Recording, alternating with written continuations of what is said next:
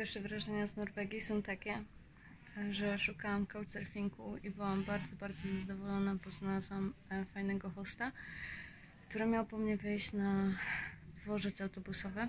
Byłam już w Oslo o 5:10. Nikt na mnie nie czekał.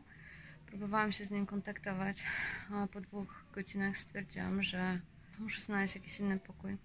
Jako że bukowałam tak późno, już nie było miejsc w hostelach, także wylądowałam na 1 noc w hotelu Citybox Oslo.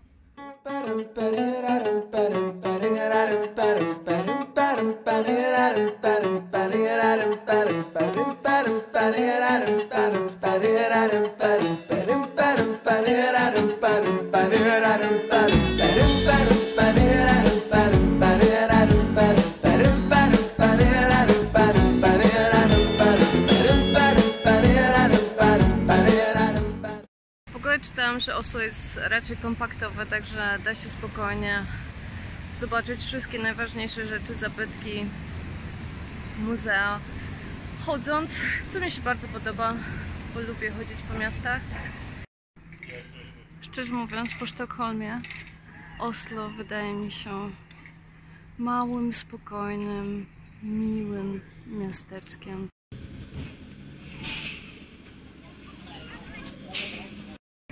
Ponieważ mam bardzo mało czasu w Oslo, postanowiłam zrobić coś innego i będę zwiedzać stolicę Norwegii śladami sztuki ulicznej.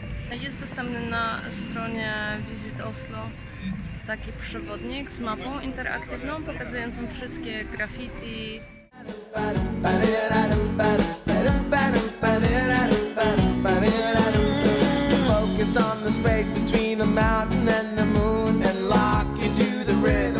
Blackest of blues, burning with the midnight I am turning to dust. Now I'm skipping on the shallows, yeah, but deeper we must. Just ride into the dark of the night, just like whatever.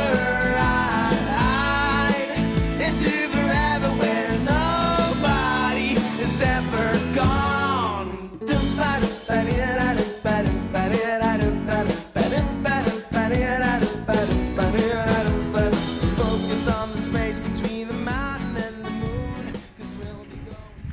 Teraz przechodzę się wzdłuż rzeki Akerselva, czy jakkolwiek się to czyta. Bardzo fajne miejsce do spacerku. Można też wynająć kajaki i sobie popływać kajakiem. Jest cicho, mało ludzi, bardzo zielono.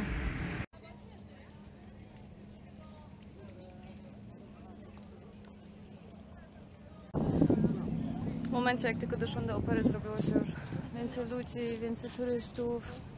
I to jest sauna. Można to wynajmować.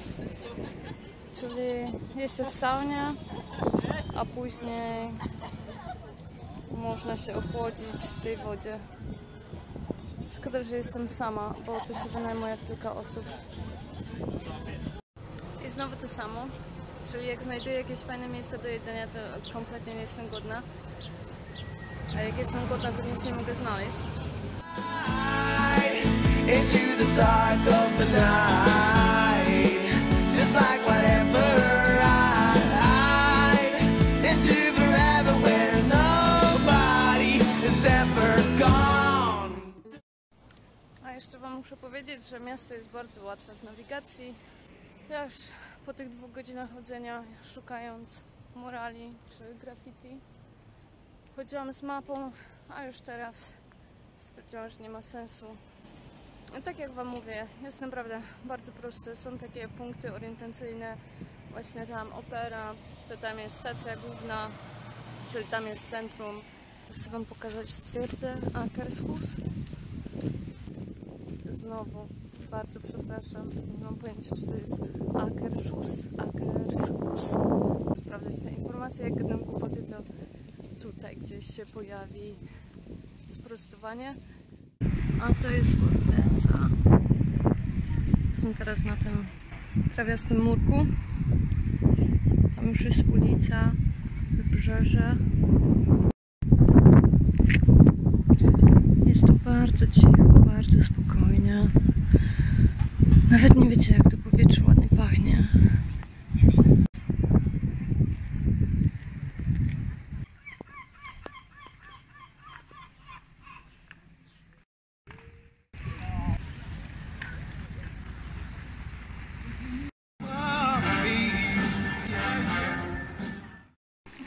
rzeczy można zobaczyć w sklepach z pamiątkami.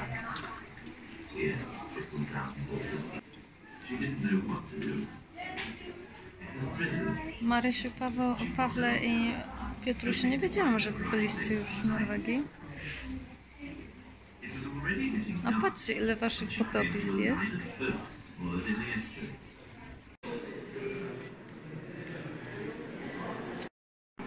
Tutaj mamy Madonnę,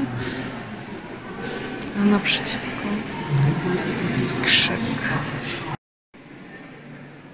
Pełno turystów stawia się przy obrazie. To co do Muzeum Munka, które możecie widzieć za mną.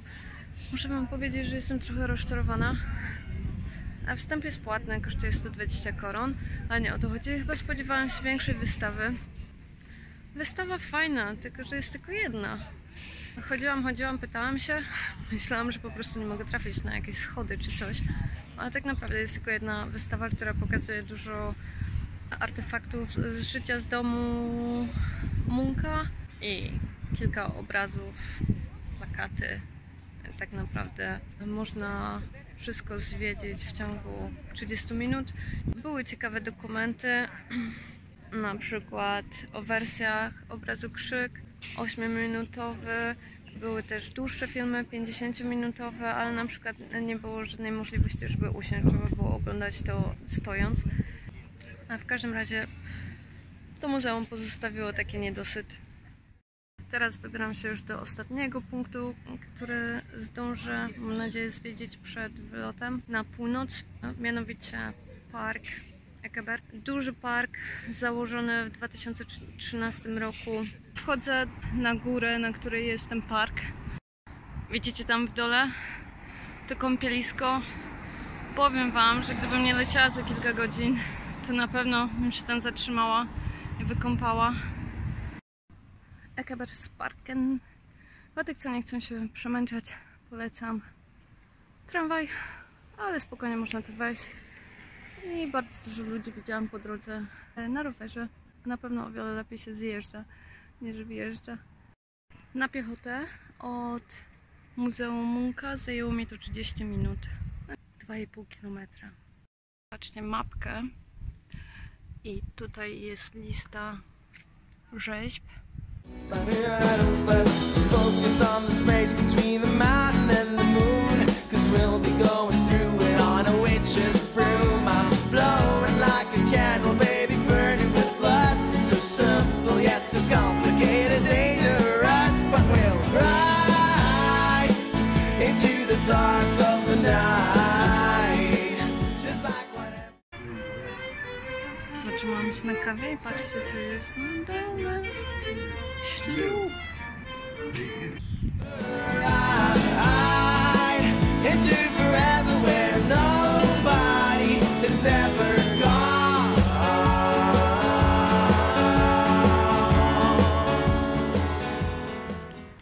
Do tego parku prowadzą co najmniej dwie ścieżki, jedna przez ulicę, druga w takich okolicznościach. Także polecam tą drugą, ta jest o wiele przyjemniejsza druga. Idziecie do tego ronda ze Świętym Mikołajem. Tu macie do wyboru albo tutaj po prawej stronie jest droga dla samochodów i tam też można iść z drogą asfaltowaną. A tutaj widzicie schody, to ta ścieżka prowadzi właśnie przez las.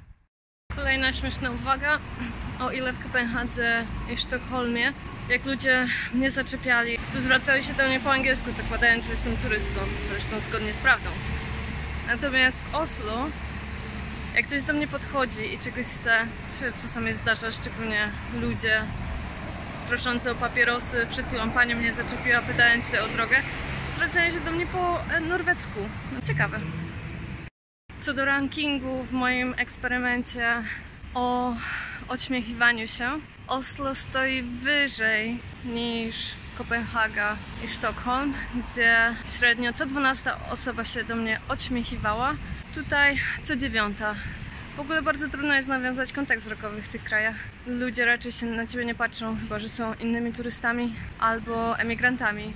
Co do cen, tutaj w Norwegii kawa kosztowała mnie około 30 koron.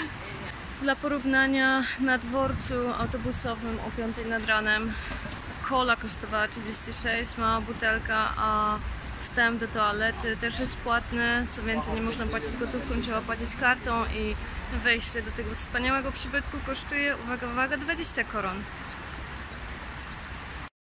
Podejrzewam, że dużo turystów jest takich jak ja, czyli są zmęczeni, mają ochotę na piwo, szukają pierwszego, lepszego miejsca, żeby się tego piwa napić.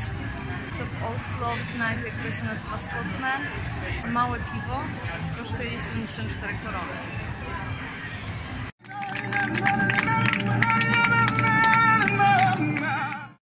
Dobra, ja już spakowana. Można jechać na lotnisko pociągiem, gdzie są dwa pociągi. Jest Express, który kosztuje prawie 200 koron i jest pociąg regionalny, który kosztuje 105. Różnica w czasie jest około 2 minut.